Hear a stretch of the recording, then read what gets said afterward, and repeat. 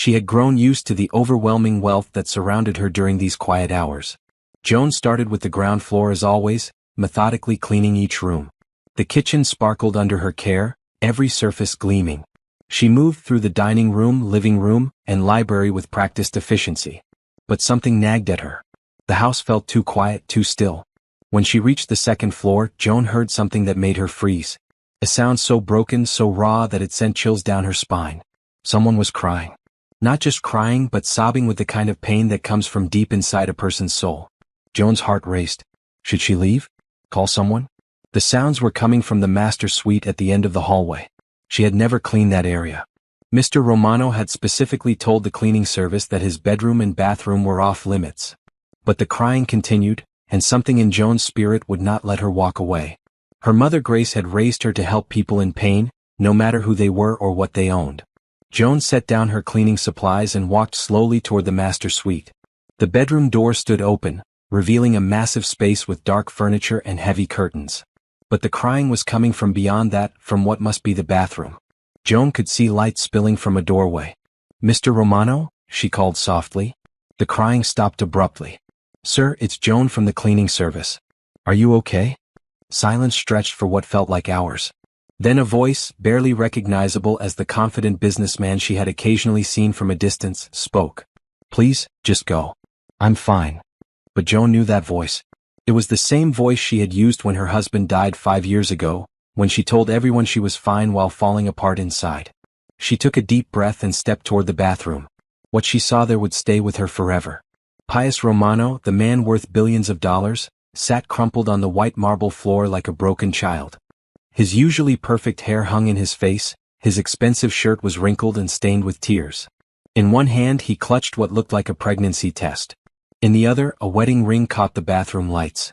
"Oh, honey," Joan whispered, and in that moment she forgot about wealth and social differences and job boundaries. She saw only a human being in terrible pain. Pius looked up at her with red eyes, and Joan saw something she had never expected to see in the face of one of the most powerful men in the city. Complete and utter devastation. "I found it," he said, his voice breaking. "I was finally cleaning out her things and I found the pregnancy test. She never told me. She was going to tell me the night she died." Joan felt tears spring to her own eyes. She had heard about the accident 3 years ago, about how Pius Romano's wife had died in a car crash. But she had never known there was more to the story. Without thinking about consequences or social barriers, Joan sat down on the cold marble floor beside him. "Tell me about her," she said simply. And something in Pius Romano, something that had been locked away for 3 years, finally broke open. Have you ever wondered what it feels like to discover someone's deepest pain when you least expect it? Share your thoughts in the comments below and subscribe to hear how this story unfolds. Sometimes the most powerful moments happen between the most unlikely people. Pius stared at the pregnancy test in his trembling hand, as if seeing it for the first time all over again. The little pink lines seemed to glow under the bathroom's bright lights, marking a future that would never come to pass. "Her name was Isabella," he began, his voice barely above a whisper. "We had been married for 2 years. She was everything good in this world. Kind, funny, patient with my long work hours. She always said she wanted to fill this big house with children and laughter." Joan listened quietly, her heart breaking for this man who seemed so different from the composed businessman she had glimpsed in passing. Here, sitting on his bathroom floor, he was just a husband who had lost everything that mattered. "That night," Pius continued, "she had asked me to come home early for dinner. Said she had something important to tell me. But I had a merger to close, a deal worth hundreds of millions. I told her I would be late, that we could talk the next day." His hands shook as he set the pregnancy test carefully on the floor between them. "She was driving to her sister's house. Isabella always went there when she was upset with me. The roads were icy and a truck ran a red light. The police said she died instantly." Joan closed her eyes, feeling the weight of his pain. She had lost her husband Tony in a construction accident, but she could not imagine carrying the added burden of regret that Pius carried. "I never knew about the baby," Pius whispered. "She must have taken this test that day, maybe that morning. She was probably so excited to tell me, and I chose money over her. I chose business over the woman who loved me and the child we created together." "No," Joan said firmly, surprising herself with the strength in her voice. "You did not choose anything. You were working, providing for your family. You could not have known what would happen." Pius looked at her with hollow eyes. Could I not? I knew Isabella. I knew she only asked me to come home early when something important was happening. Her birthday, our anniversary, times when she needed me. And I still chose the office. Joan shifted on the cold floor, thinking about her own losses. When my husband Tony died, I blamed myself for months. I kept thinking about the morning he left for work. We had argued about money, about whether Terence could go on the school trip he wanted. Tony left angry with me, and those were our last words. Pius turned to look at her fully for the first time. What happened to him? Construction accident. A beam fell the wrong way. The foreman said if Tony had been standing 2 feet in either direction, he would have walked away without a scratch. Joan's voice stayed steady, though the memory still hurt. For the longest time, I thought if we had not fought that morning, maybe he would have been more careful. Maybe he would have been standing somewhere else. How did you stop blaming yourself? Joan was quiet for a moment, remembering the long nights when guilt had eaten at her like acid. My mother told me something that finally got through to me. She said that love is not about being perfect. Love is about trying your best with what you know at the time. Tony knew I loved him even when we argued. And Isabella knew you loved her, even when work got in the way. Pius picked up the wedding ring he had been holding, turning it over in his palm. I have not taken this off since the day she died. People keep telling me I should move on, start dating again. They say Isabella would want me to be happy. What do you think Isabella would want? I think, Pius said slowly, she would want me to stop punishing myself. She used to get so frustrated when I would beat myself up over small mistakes. She would say that guilt was just pride in disguise, that I was not powerful enough to control everything that happened in the world. Joan smiled softly. She sounds like a wise woman. She was. She was also stubborn and terrible at cooking, and she laughed too loud at movies. She left her shoes everywhere and never remembered to turn off lights when she left a room. Pius's voice grew warmer as he talked about his wife. She was real, you know? Not perfect, just real and good and mine. Tell me more about her, Joan said, settling more comfortably on the floor. What did she love to do? For the next hour, Pius talked about Isabella. He told Joan about their first date at a small Italian restaurant where Isabella had spilled marinara sauce on her white dress and laughed instead of being embarrassed. He described how she would dance around the kitchen while making breakfast, how she adopted stray cats despite being allergic to them, how she cried during every movie ending, even the happy ones. Joan found herself laughing at some of the stories, and she noticed that Pius's face had changed as he talked. The heavy grief was still there, but underneath it, she could see traces of the man he used to be. You loved her very much, Joan said when he paused. I did. I still do. That is what makes this so hard. People say I should let her go, but how do you let go of the best part of yourself? Joan thought about that question. Maybe you do not let her go. Maybe you carry her with you in a different way. When Tony died, I thought I had to forget him to stop hurting. But my mother helped me understand that the love does not have to die just because the person is gone. Pius looked at the pregnancy test again, then at his wedding ring. I have been so angry. At God, at myself, at the drunk driver who hit her. I have been angry for 3 years and I am tired of it. Anger is easier than sadness sometimes, Joan said gently. But it is like drinking poison and hoping someone else gets sick. As they sat together on the bathroom floor, two people from completely different worlds united by loss and pain, something shifted in the air between them. Not romance, not attraction, but something deeper. Understanding. Recognition. Hope. The grandfather clock in the hallway chimed midnight, its deep notes echoing through the mansion. Joan realized she had been sitting on the bathroom floor for over an hour, but she made no move to leave. Pius had grown quiet again, though the desperate sobbing had stopped. Mr. Romano, Joan said gently, when was the last time you ate something? Pius looked at her with confusion, as if the question did not make sense. I do not remember. This morning maybe? Joan's motherly instincts kicked in immediately. That is not good for you. You need to take care of yourself, especially when you are dealing with grief. Why do you care? The question was not rude, just genuinely curious. You barely know me. I am just your employer. Joan considered her answer carefully. Because pain is pain no matter who is feeling it. Because my mama raised me to help people when they are hurting. And because I have been where you are, and I know how dark that place can be. Pius studied her face in the bathroom's bright light. You are not what I expected. What did you expect? I do not know.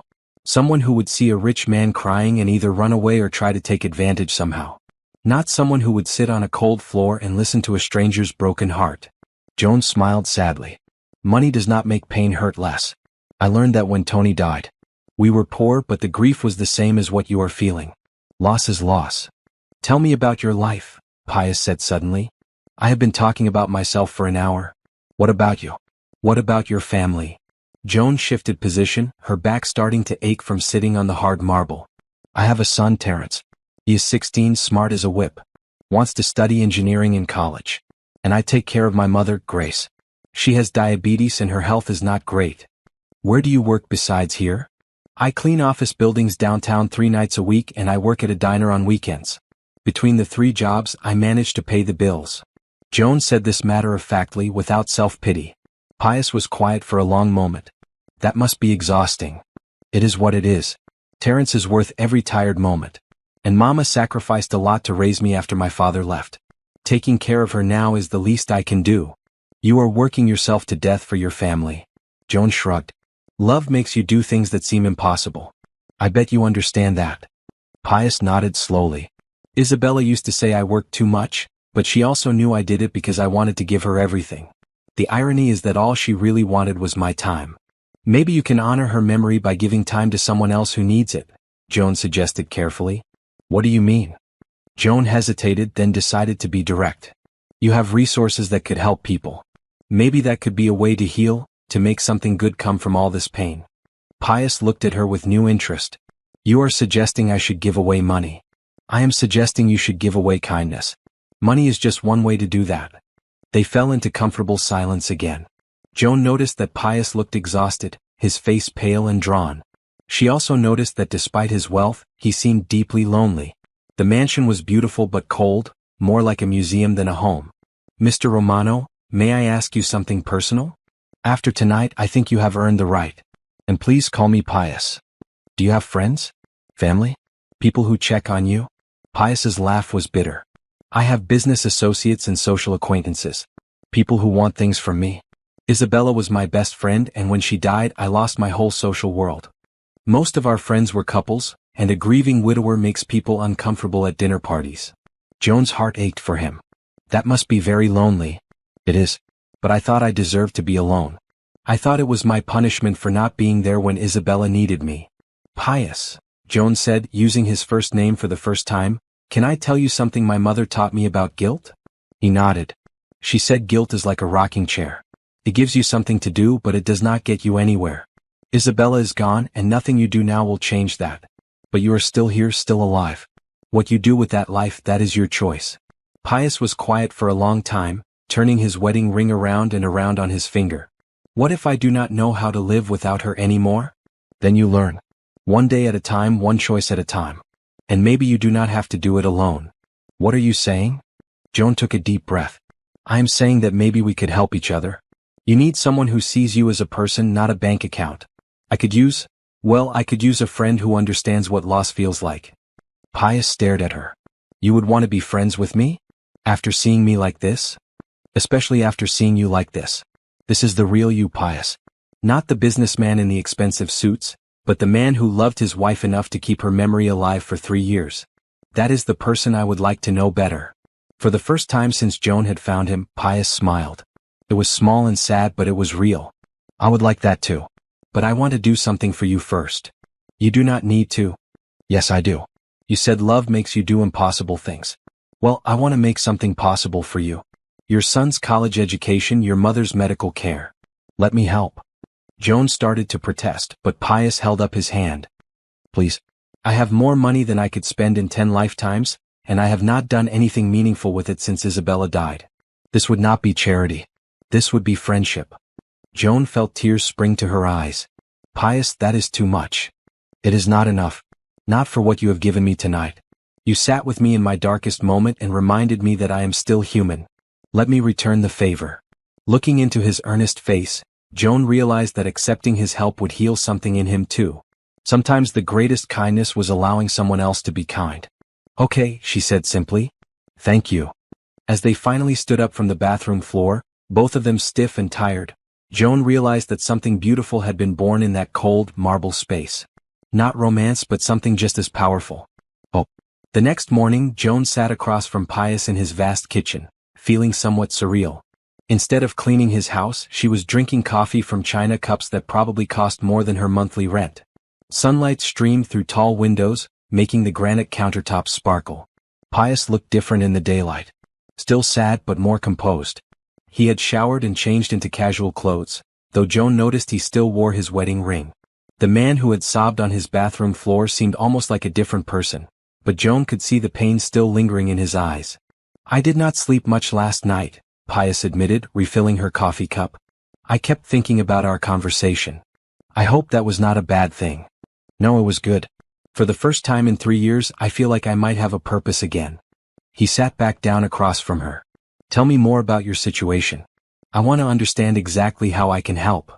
Joan felt uncomfortable talking about money, but she could see that Pius genuinely wanted to know. "Well, Terrence is a junior in high school. He has grades good enough for any college, but we cannot afford the good schools. Community college is about all I can manage, and even that would be a stretch." "What does he want to study?" "Engineering. He is fascinated by how things work, always has been. When he was little, he would take apart every toy and electronic device in the house, just to see the pieces inside." Joan smiled at the memory. "He wants to design bridges, maybe work on big construction projects." Pius nodded thoughtfully. "Engineering is a good field. Stable, well-paying. Where does he want to go to school?" "In his dreams? MIT or Stanford. In reality? Wherever will take him with financial aid." "What about your mother?" Joan's expression grew more serious. "Mama has diabetes and it is getting worse. She needs regular doctor visits, medication, sometimes hospital stays. I have insurance through one of my jobs, but it does not cover everything. The copays and deductibles are killing me." "How much do you spend on medical bills?" "Some months, almost half my income. I have been putting off some of her treatments because I cannot afford them all at once." Pius was quiet for a moment, and Joan worried she had shared too much. But when he looked up, his face was determined. "Here is what I want to do," he said. "First, Terrence's education. I will set up a college fund that covers tuition, room and board, books, everything at any school that accepts him. I will also hire a college counselor to help him with applications and make sure he gets into the best possible program." Joan's mouth fell open. "Pius, that could be hundreds of thousands of dollars." "It could be. So what? I cannot accept that much money. It is too much." "Joan, listen to me. I spend more than that on cars I never drive. Last year, I bought a painting for my office that cost twice what you were talking about, and I barely look at it. This money would actually mean something." Joan struggled with the offer.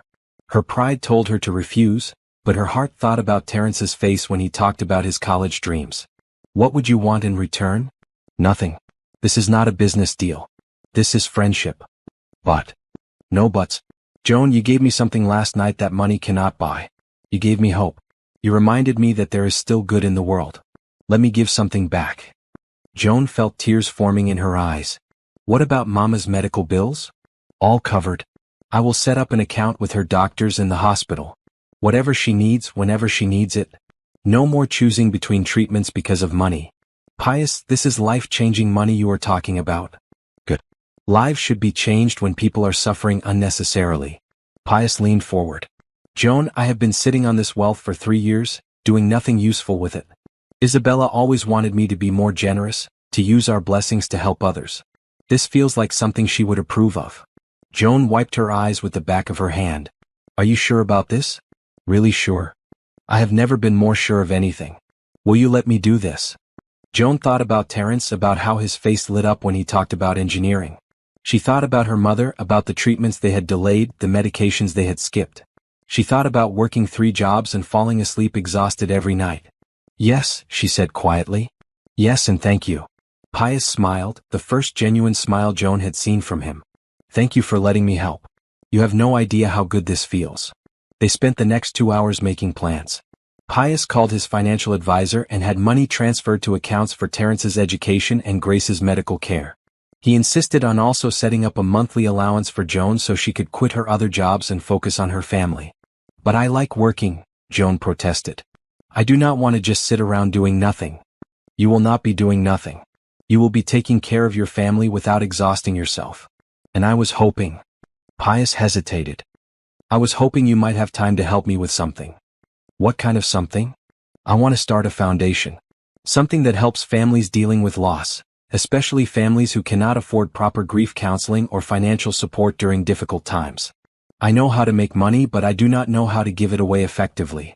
I could use someone with your heart and your understanding of what people really need. Joan stared at him.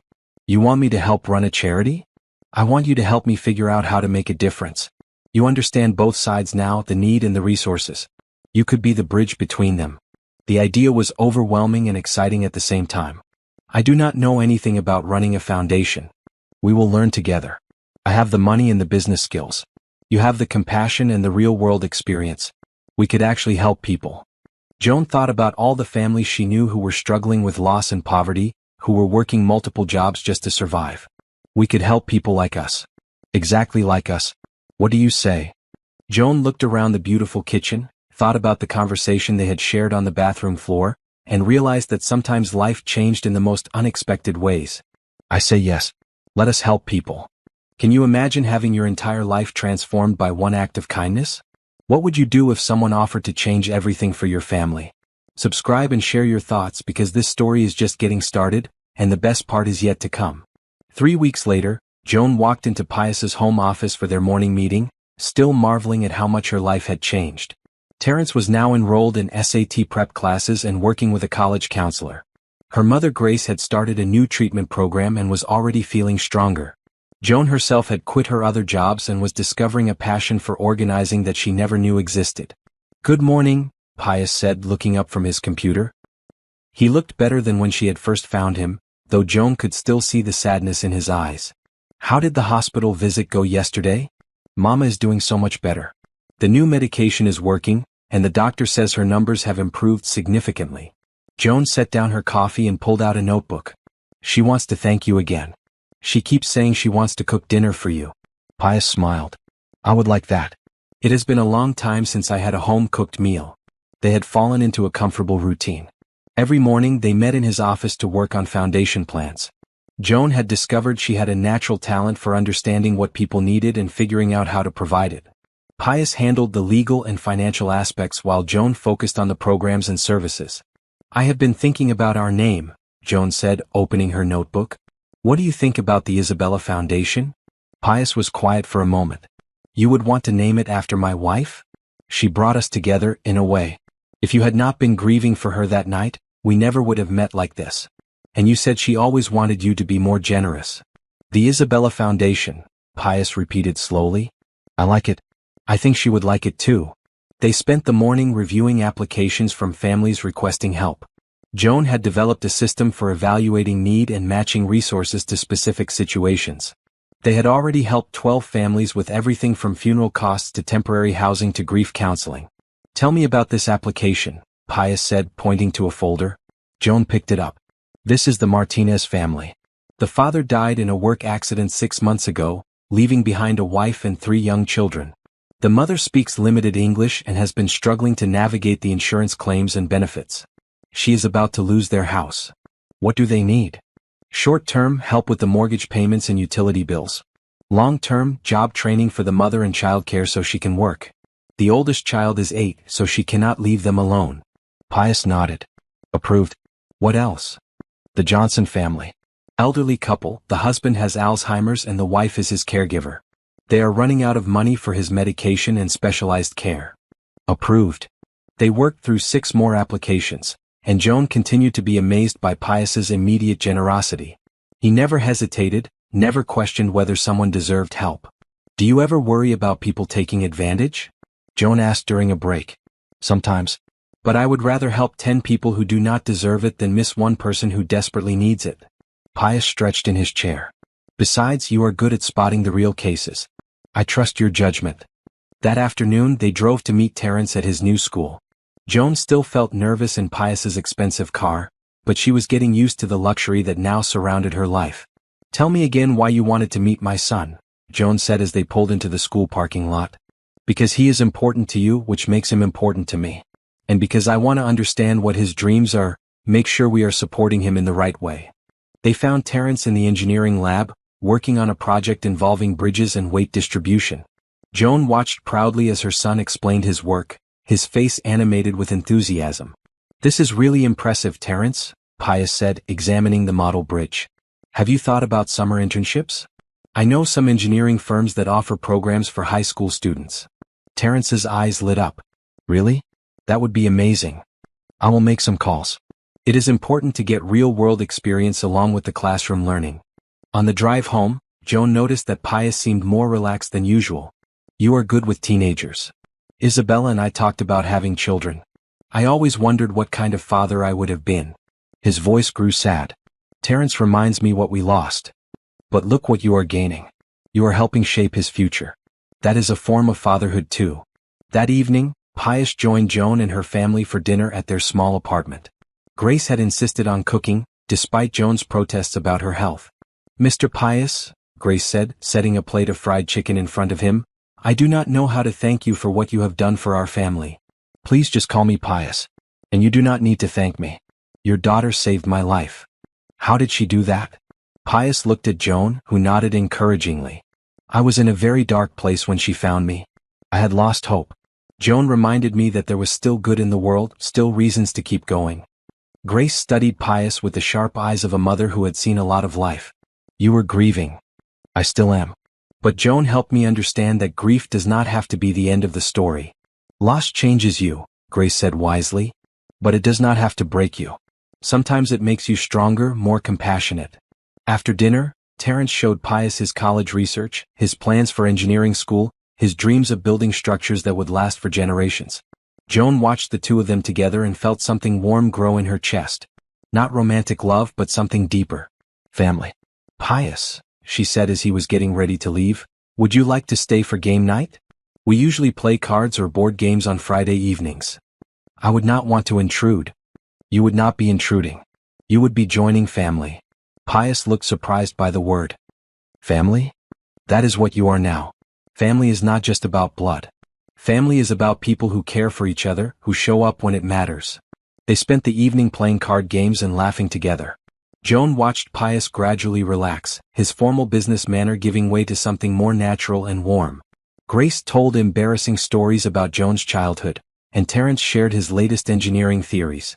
When Pius finally left that night, Joan walked him to his car. Thank you, he said. I had forgotten what it felt like to be part of a family. You do not have to forget anymore. We are here now. As Joan watched him drive away, she realized that healing was not a destination but a journey. And sometimes the best journeys were taken with people who understood your pain and chose to walk beside you anyway. 2 months into their friendship and foundation work, Pius made a decision that surprised even himself.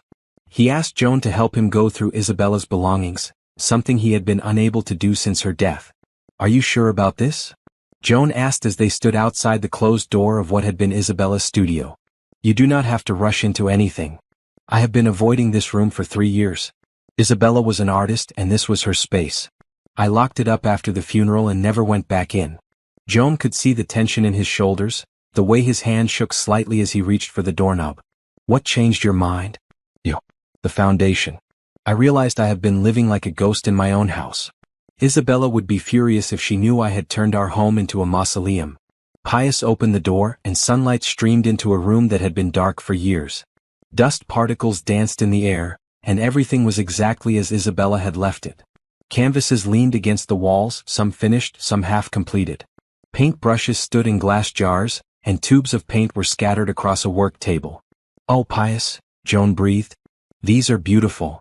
The paintings were vibrant and full of life. Landscapes, portraits, abstract pieces that seemed to capture emotion in color and form. Joan could see Isabella's personality in every brushstroke, bright and alive and hopeful.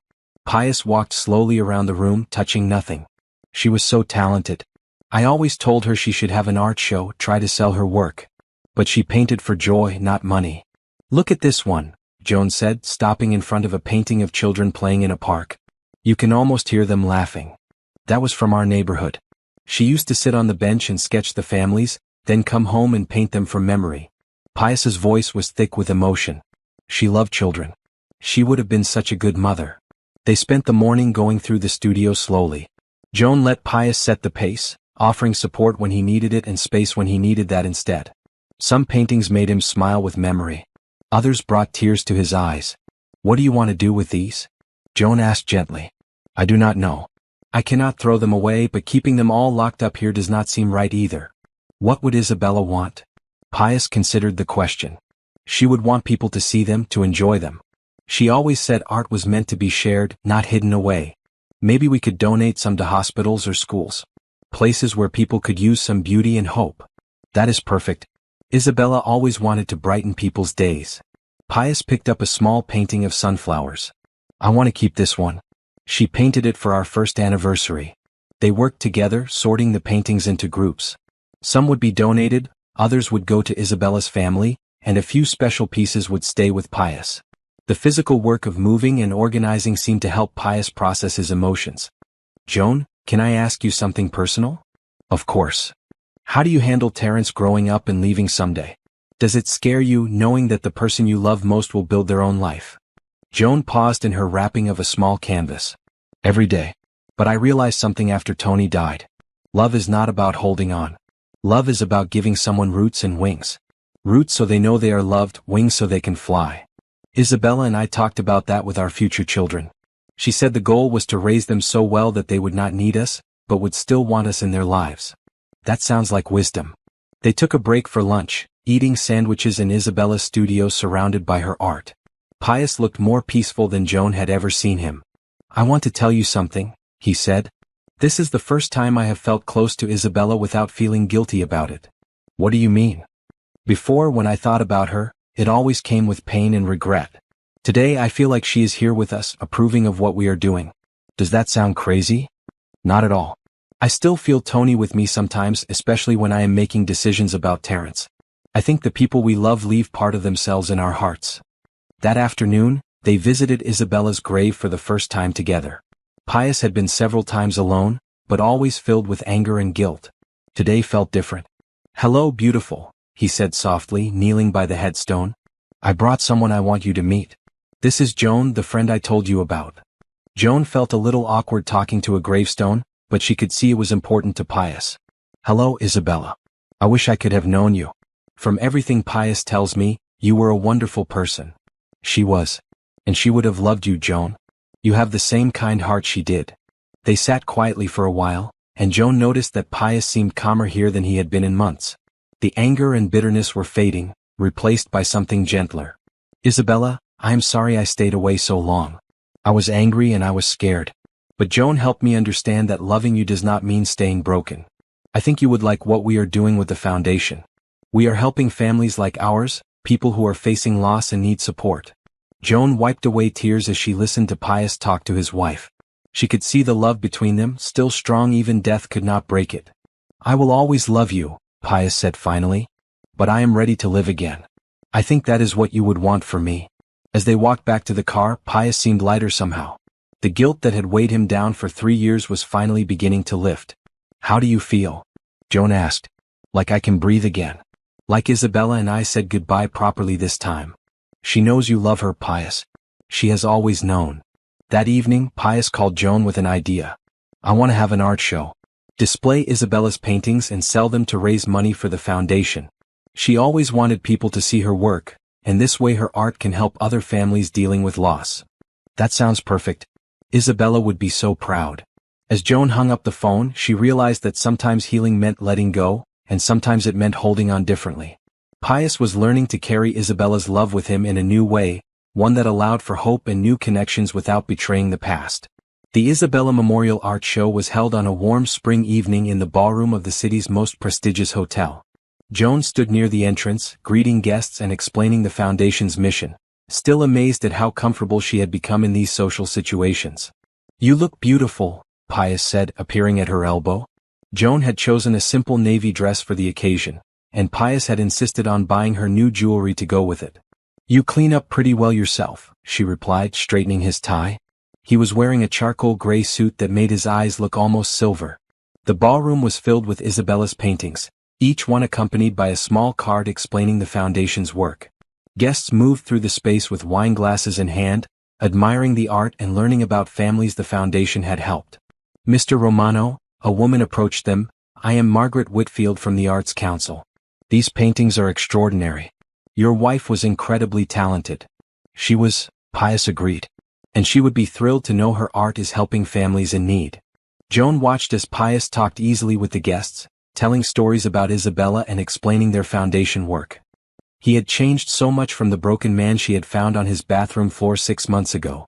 The sadness was still there, but it was gentler now, mixed with purpose and hope. Joan Washington? A younger woman approached her. I am Rebecca Chin from the newspaper. Could I interview you about the foundation? Oh, I think you want to speak with Mr. Romano. He is the founder. Actually, I am more interested in your perspective. People are talking about the partnership between you two, how you represent both sides of the economic divide. Joan glanced at Pius, who nodded encouragingly. She had become the public face of the foundation in many ways, the person who could speak from experience about what families actually needed. The Isabella Foundation works because we understand both the resources and the need, Joan explained to the reporter.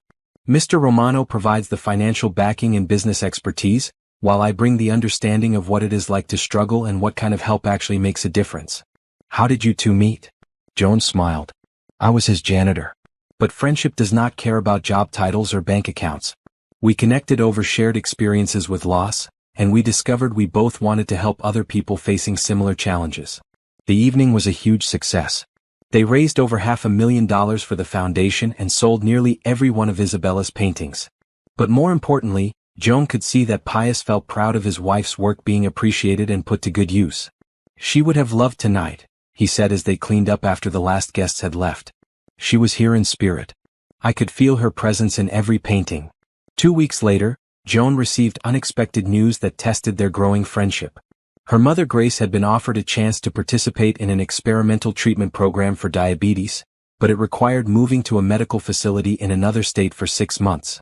I do not know what to do, Joan told Pius as they sat in his garden. This treatment could add years to Mama's life, but it means leaving everything here. Leaving you and the foundation work. Then there is no choice. Your mother's health comes first. But what about our work? We have so many families depending on us. Pius was quiet for a moment, watching the fountain in the center of his garden.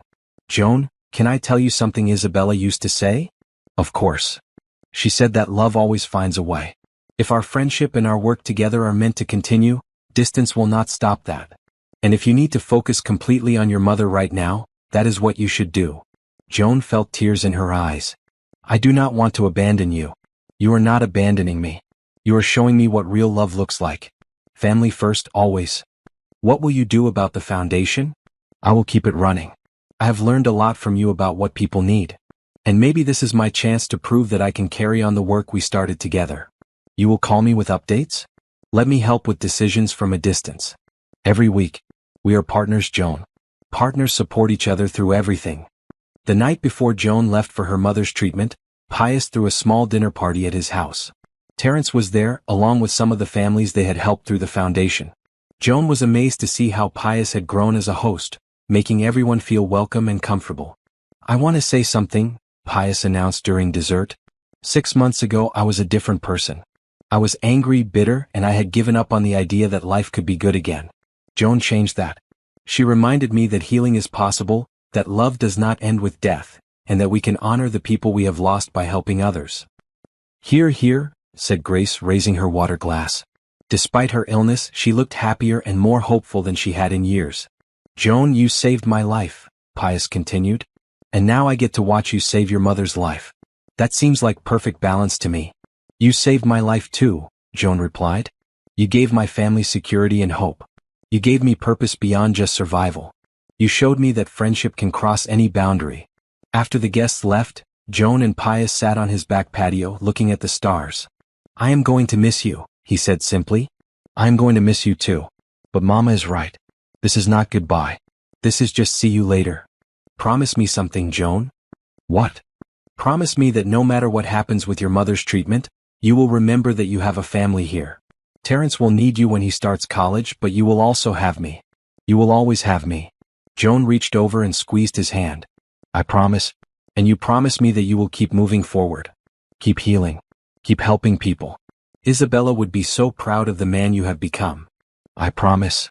As Joan prepared to leave the next morning, she realized that their friendship had become something rare and precious.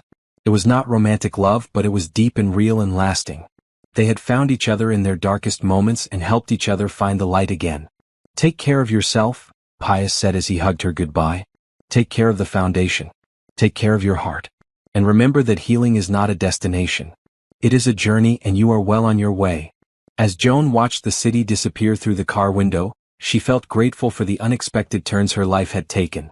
Sometimes the most important relationships began in the most unlikely circumstances. Sometimes the people who changed your life were the ones you least expected to understand you. While Joan was away caring for her mother, Pius found himself facing criticism he had not anticipated. What started as whispered conversations at business meetings soon became more direct confrontations about his unusual friendship and foundation work. "Pius, we need to talk," said Richard Blackwell, the chairman of Romano Industries' board of directors. They were sitting in the company's conference room after a quarterly meeting, and Pius could tell from Richard's tone that this was not going to be a pleasant conversation. "What is on your mind, Richard?" "This foundation of yours. The board is concerned about the optics." "What optics?" "We are helping families in need. That should be good public relations." Richard shifted uncomfortably in his chair. "It is not the charity work that concerns us. It is your partnership with that cleaning woman." Pius felt his jaw tighten. "Joan Washington is the foundation's director and my friend. She is also one of the most capable and caring people I have ever met. I am sure she is lovely, but you have to understand how this looks. A billionaire and his former janitor running a charity together? People are talking, Pius. They are saying you are having some kind of breakdown, that you are being taken advantage of." "By whom?" "Joan has never asked me for anything. Everything I have given her family, I offered freely. $500,000 in gifts, Pius. College tuition, medical bills, a monthly salary for a job that does not really exist. How does that look to shareholders?" Pius stood up, his patience wearing thin. "It looks like I am using my wealth to help people who deserve help. That is what money should be for. Listen, I understand you are still grieving Isabella. We all loved her. But this woman is not your wife and she is not your family. You need to maintain appropriate boundaries. Joan is more family to me than most of my blood relatives. She has been there for me in ways you cannot understand." Richard's expression grew harder. "The board is prepared to take action if necessary. Your decision-making has become questionable. First this foundation, then the art show, now missing board meetings to visit this woman's family. People are starting to question your fitness to run this company." Pius felt anger building in his chest, but he kept his voice calm. "Let me be very clear, Richard. My personal life and my charitable work are not subject to board approval. I own 51% of this company, which means I make the final decisions. You own 51%, but you depend on the board and your management team to actually run things. Push us too hard, and you might find yourself very isolated." The threat was clear, and Pius realized that his friendship with Joan was going to cost him more than he had anticipated.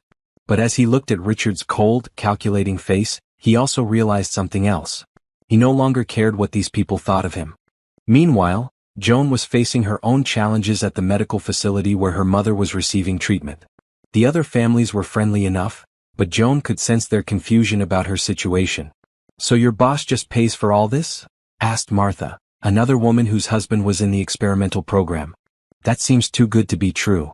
Pius is not my boss anymore. He is my friend." "But he was your boss when he started giving you money?"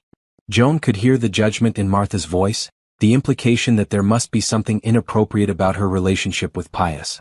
"It is not like that. We became friends over shared experiences with loss. He wanted to help my family and I let him." "Must be nice," Martha said with a bitter laugh. "My husband is dying and I had to sell our house just to afford this treatment. But I guess I do not know any billionaires." Joan felt the sting of the words but tried to respond with kindness. "I am sorry you are going through such a hard time. Maybe I could put you in touch with our foundation. We help families dealing with medical expenses." "Your foundation? Oh, that is rich. So you went from cleaning his toilets to running his charity? That is quite a career move." Joan felt her face grow hot, but before she could respond, Grace spoke up from her hospital bed. "Excuse me, young lady," Grace said in the stern voice that had kept Joan in line as a child. "My daughter works harder than anyone I know. She earned everything she has, and she did not get where she is by being anything other than honest and kind. If you have a problem with how she lives her life, that says more about you than about her." Martha looked embarrassed and mumbled an apology before leaving the room. Grace turned to Joan with concern. "Baby, people have been saying things like that?" "Some people. I guess it does look strange from the outside. Do you care what it looks like?" Joan thought about the question. I care about Pius. I care about the foundation and the families we help. I care about you and Terrence. What strangers think. She shrugged. I guess that does not matter as much as I thought it did. Good. Because real friendship is rare, and you do not throw it away because of what other people think. That evening, Joan called Pius to check on the foundation's work. She could hear the strain in his voice immediately. Is everything okay? You sound tired. Just some business pressures. Nothing I cannot handle. How is your mother doing? Better every day. The treatment is working. But Pius, what kind of business pressures? The board thinks I am having a breakdown. They think you are taking advantage of me. Joan felt her heart sink. Maybe they are right. Maybe I should step back from the foundation work. No. Joan, listen to me. These people have never cared about anything but money. They do not understand friendship or generosity or doing the right thing. Their opinion means nothing to me. But they could make trouble for you. Let them try. I have been running this company for 10 years. I know where all the bodies are buried. More importantly, I know what matters and what does not. Our friendship matters. Our work matters. Their small-minded gossip does not. Are you sure? I have never been more sure of anything. Joan, you changed my life for the better. I will not let anyone make me feel ashamed of that. After they hung up, Joan felt a mix of gratitude and guilt. She was grateful for Pius's loyalty, but she hated that their friendship was causing him problems. She thought about Martha's bitter words, about the board's threats, about all the ways their unusual partnership challenged people's expectations. But then she thought about the 12 families they had helped, about Terrence's bright future, about her mother's improving health. She thought about the broken man she had found on a bathroom floor and the confident, purposeful person he had become. Some things were worth fighting for, even when the whole world seemed to be watching and judging. Real friendship was one of those things. The next morning, Joan called Pius with a decision. I want to come home early. Is your mother okay? She's doing great. But I think you need backup, and I think our foundation needs both of us fighting for it. Joan, you do not have to. Yes, I do. We are partners, remember? Partners do not let each other face the hard times alone. As Joan made arrangements to return home, she realized that their friendship was about to face its biggest test yet. But she also realized that she was ready for the fight.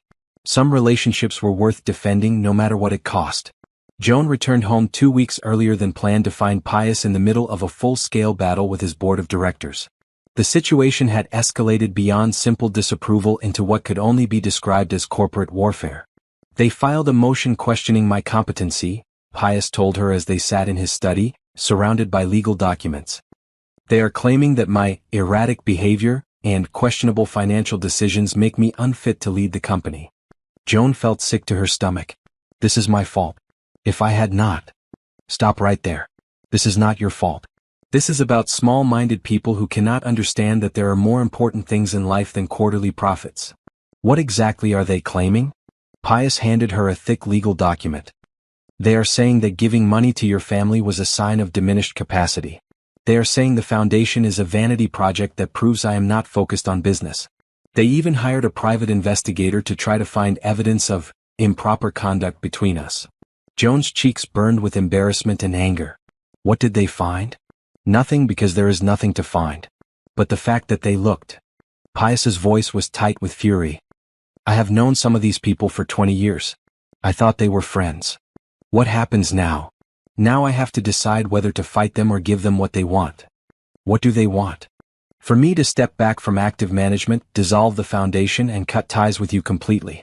In exchange, they will drop the competency challenge and let me keep my ownership stake. Joan felt like she had been punched in the stomach. Maybe you should take the deal. Pius stared at her. What? Pius, this company is your life's work. You built it from nothing. I cannot be the reason you lose everything. You are not the reason for anything. They are the ones creating this problem. But I could solve it by walking away. Pius stood up abruptly, beginning to pace around the room. Is that what you want? To walk away? I want what is best for you. Then stay. Fight with me. Help me build something better than what we are losing. Joan looked at the legal documents, at the years of work and success they represented. You could lose millions of dollars. I could lose something much more valuable. I could lose the best friend I have ever had and the most meaningful work I have ever done. Pius. Joan, let me tell you something. When Isabella died, I thought my life was over. I had money, I had success, I had a company worth billions of dollars. But I did not have purpose. I did not have joy. I did not have hope. You gave me all of those things back. The board is not wrong about one thing, Joan said quietly. I was your janitor. People are always going to see that first. So what? Some of the best people I know have worked jobs that others look down on. Isabella's father was a mechanic. My grandmother cleaned houses. Hard work is nothing to be ashamed of. But this is affecting your business relationships, your social standing. My social standing? Pius laughed bitterly. Joan, these people tolerated me because I was rich. They invited me to their parties because I could write big checks for their charities. They were never real friends. You are a real friend. Joan felt tears building in her eyes. I do not want you to sacrifice everything for me. I am not sacrificing anything. I am choosing what matters. There is a difference. They sat in silence for a few minutes, both lost in thought. Finally, Joan spoke. What would happen if you fight them and lose? Worst case scenario? They could force me out completely, tie up my assets in legal battles for years. I could lose control of the company. And if you win? I keep control, but I will probably lose most of my management team and board members. I would essentially have to rebuild the company from scratch. That is a big risk. Yes, it is. But Joan, I realized something while you were gone. I do not want to go back to the man I was before we became friends. I do not want to live in a world where money matters more than people, where business relationships matter more than real ones. Joan thought about her mother, about Terence, about all the families the foundation had helped. She thought about the man she had found crying on his bathroom floor and the strong, purposeful person sitting across from her now. If we fight this together, what would that look like? It would mean standing up in court and facing hostile questions about our friendship. It would mean having our relationship dissected by lawyers and reporters. It would mean dealing with people who will never understand what we have built together. And if we lose? If we lose, I will probably have to sell the company. But Joan, we could start over. We could focus completely on the foundation, maybe start our own business. We have proven we work well together. Joan looked at this man who was willing to risk everything he had built for their friendship and their shared mission to help others. She thought about all the advice her mother had given her over the years, and one phrase stood out. Baby, when someone shows you who they really are, believe them. Pius was showing her exactly who he was.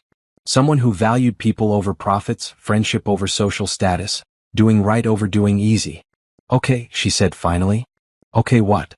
Okay, let us fight. Let us show them that real friendship is stronger than their fear and greed. Pius's face broke into the biggest smile Joan had seen from him since the night of Isabella's art show. Are you sure? I'm sure. We did not come this far just to give up when things get difficult.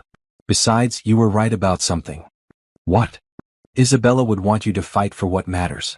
She would want you to stand up for the people you love and the work that gives your life meaning. She would want me to stand up for us. Yes, she would. So let us give them a fight they will never forget. As they sat together making plans for the legal battle ahead, Joan realized that she had never been more certain about anything in her life. Some friendships were worth fighting for no matter what the cost. Some relationships were worth defending against the whole world. What would you do if you had to choose between security and friendship? Between fitting in and standing up for what is right? Subscribe and let us know in the comments, because this battle is about to get very intense, and you will not want to miss what happens next. The courtroom was packed with reporters, business associates, and curious onlookers. Joan sat beside Pius at the defendant's table, wearing a simple black suit that Pius had insisted on buying for her. She could feel the weight of dozens of stares, hear the whispered conversations about the janitor who had somehow convinced a billionaire to risk everything. Are you ready for this? Pius asked quietly. As ready as I will ever be. The competency hearing had been going on for 3 days. The board's lawyers had painted a picture of Pius as a grief-stricken man who had lost his judgment, manipulated by a clever woman who saw an opportunity to improve her circumstances. They had questioned every financial decision he had made since meeting Joan, every dollar spent on the foundation, every choice that deviated from pure business logic. Now it was time for Pius and Joan to tell their side of the story. Pius took the witness stand first, and Joan watched as he faced down the lawyers with calm dignity. They tried to rattle him, to make him seem unstable or irrational. But Pius answered every question with clear, thoughtful responses that revealed the man Joan knew him to be: intelligent, compassionate, and absolutely certain about what mattered to him. Mr. Romano, the board's lead attorney said, is it your testimony that you gave Mrs. Washington's family over $500,000 with no expectation of return? That is correct. And you do not see that as financially irresponsible? I see it as the best investment I have ever made. An investment in what, exactly? Pius looked directly at Joan before answering. An investment in friendship. An investment in doing the right thing. An investment in remembering what it means to be human. When it was Joan's turn to testify, she felt nervous but determined. She told her story simply and honestly, how she had found Pius in his darkest moment, how their friendship had developed, how the foundation had grown from their shared desire to help others. Mrs. Washington, the attorney said, did you not find it convenient that your employer offered to solve all your financial problems just as you were getting to know him? I found it surprising, Joan answered. But I also found it consistent with the kind of person Pius is. He sees people in need and he helps them. That is not manipulation. That is kindness. Some might say you took advantage of a grieving man. Joan felt a flash of anger but kept her voice steady. Some people might say that because some people cannot imagine friendship that crosses social and economic boundaries. But I know what taking advantage looks like and I know what genuine caring looks like. What Pius and I have is real friendship, based on mutual respect and shared values. And what do you say to people who think your relationship is inappropriate? Joan looked out at the packed courtroom at all the people who had come to judge her and Pius. I say that the world needs more friendship, not less. I say that if helping each other and caring about each other is inappropriate, then maybe we need to change what we consider appropriate. The hearing concluded with closing arguments from both sides.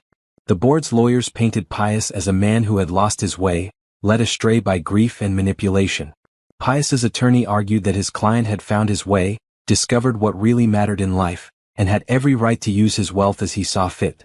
The judge retired to consider her decision, and Joan and Pius waited in a small conference room with their legal team. Whatever happens, Pius said, I want you to know that I do not regret any of it. Not a single dollar spent, not a single choice made. You saved my life, Joan. Nothing they say in there changes that. You saved mine too. And not just with money. You showed me that I was worth more than I thought I was. 2 hours later, they were called back into the courtroom. Judge Martinez, a stern-looking woman in her 60s, began to read her decision. This case has required me to consider fundamental questions about friendship, grief, and the responsibility that comes with wealth. The board of Romano Industries has asked me to find that Mr. Romano lacks the capacity to make sound financial decisions. They have presented evidence of large gifts to the Washington family and substantial spending on charitable activities. Joan held her breath. However, the evidence also shows that Mr. Romano's business acumen remains sharp, that his company continues to be profitable under his leadership, and that his charitable activities are well organized and effective. More importantly, the evidence shows that Mr. Romano has found purpose and direction after a period of profound grief. The judge paused, looking directly at Pius and Joan. Friendship is not a business transaction. Generosity is not a sign of incompetence. And choosing to help others is not evidence of diminished capacity. Mr. Romano has every right to use his wealth as he sees fit, and his choices reflect values that our society should encourage, not discourage. Joan felt tears of relief spring to her eyes. The motion to declare Mr. Romano incompetent is denied. This court finds no evidence that he lacks the capacity to manage his affairs or his business. The courtroom erupted in noise. Reporters rushed for the exits to file their stories. Board members looked stunned. Joan and Pius simply held each other, overwhelmed with relief and gratitude.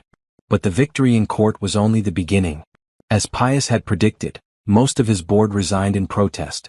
Several major clients threatened to take their business elsewhere. The management team that had run his company for years walked out en masse. Any regrets? Joan asked as they stood in Pius's empty corporate office a week later. None. But I will admit, rebuilding a company from scratch at my age is a little daunting.